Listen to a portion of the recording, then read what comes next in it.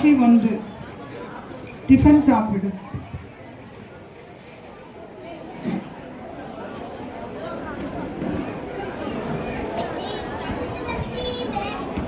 சாப்பிடுவோமா?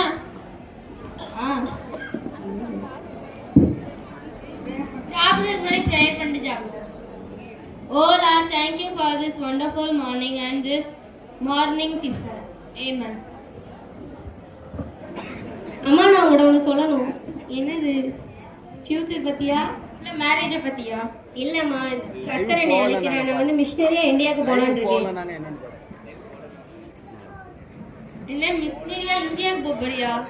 5200 kilo mile, அதுக்கப்புறம் 8100 kilometre இருக்கு. நீ போறியா?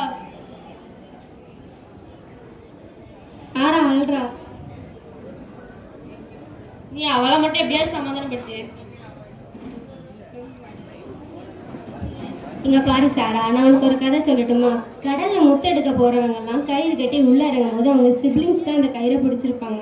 ஸோ அதை மாதிரி இந்தியான்னு ஒரு கடலுக்குள்ள இறங்க போறேன். நிறைய ஆத்துமாக்களை ஆதாயம் பண்ணேன். நீ தான் என்னோட கயிறா இருக்கணும். சரியா சாரா? ஓகே. காட்சி 2. சாரா அண்ட் ஃப்ரெண்ட்ஸ்.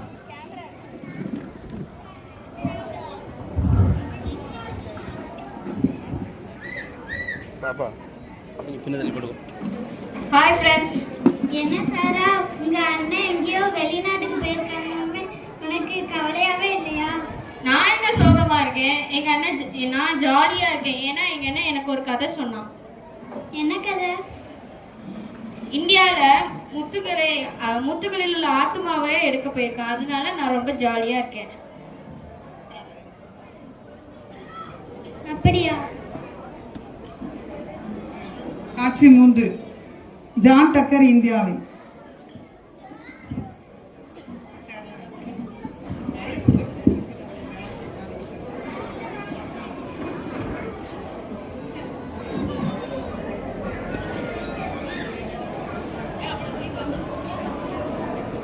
வாங்க ஜான் டக்கர், எப்படி இருக்கீங்க?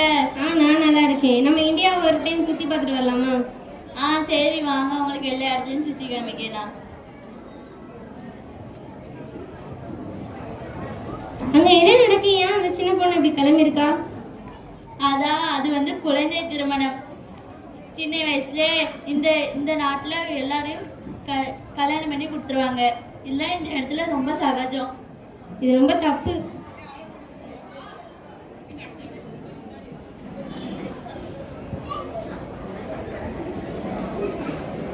அந்த சின்ன பொண்ணையே இவ்வளவு வெயிட்டு தூக்கிட்டு போறா? எதுக்கு இதெல்லாம்? அதெல்லாம் இந்தியால எப்பனாலும் பெண்கள் அடிமையாவே நடத்துவாங்க. அதனால தான் சிறு பிள்ளையில இருந்தே அவங்களுக்கு வேலை பார்க்கறதுக்கு அனுப்பி விட்டுருவாங்க.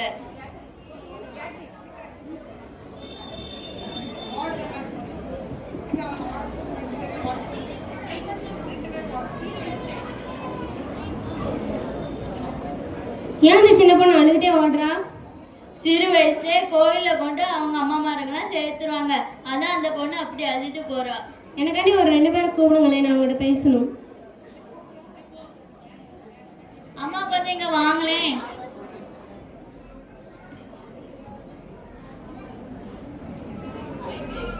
ஏன் இப்படி நீங்க சின்ன பிள்ளைங்கெல்லாம் இந்த கேர்ள்ஸ் எல்லாம் இப்பவே எஜுகேஷன் கொடுக்காம இப்படி வேலைக்கு அனுப்புறீங்க? அங்க பொண்ணுங்க டீச்சரே வேலை பார்க்கல. அதனாலதான் வந்து பள்ளிக்கூடத்துக்கு அனுப்பல. அவங்கள சார்லாம் வேலை பார்க்காங்களா அந்த ஸ்கூல்ல. அதனாலதான் அவங்க வந்து பெண் பிள்ளைங்களை அனுப்ப மாட்டேங்காங்க.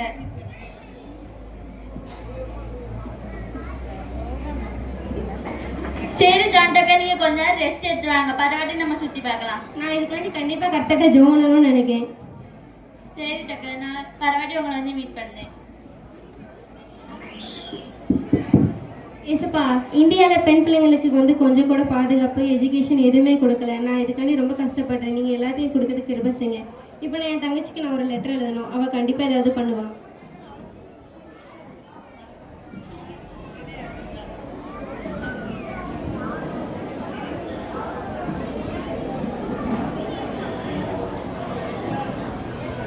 காட்சி 5. லெட்டரை சாரா டக்கர் வாசிக்கல். பர்த்டேக்கு gift கொண்டு வர்றார்.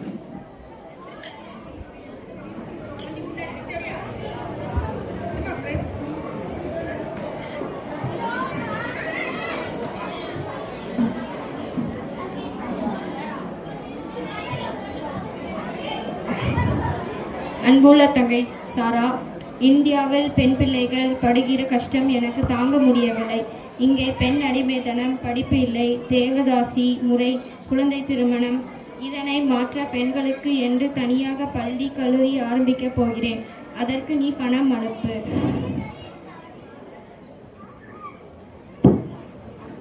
சாரா, உன் பர்த்டேக்கு என்ன கிஃப்ட் வேணும்? நீங்கள் என்ன கொடுத்தாலும் நான் அதை இந்தியாவுக்கு தான் அனுப்புவேன்.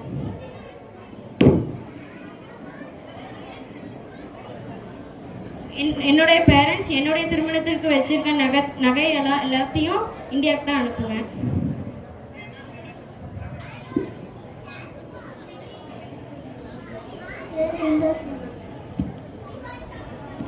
தேங்க்யூ. எங்களோட அன்பளிப்பு பதிலாக இந்த செயினையும் வச்சுக்கோ. இது எல்லாத்தையும் நீ இந்தியாவுக்கே அனுப்பி. Okay, thank you.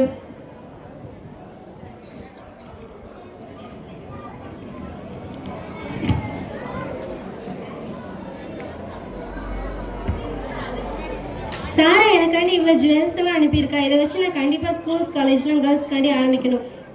இது வந்து நான் ரொம்ப தேங்க்யூவாக ஃபீல் பண்ணுறேன். தேங்க்யூ சாரா. ஜான் டக்கர் பெண்களுக்கு என்று தனியாக ஸ்கூல், காலேஜ், டீச்சர் ட்ரைனிங் என்று ஆரம்பித்தார். தன்னுடைய சிஸ்டர் பெயரையே அவளுக்கு சாரா டக்கர் காலேஜ் என்று, சாரா டக்கர் ஸ்கூல் என்று வைத்தார். நன்றி.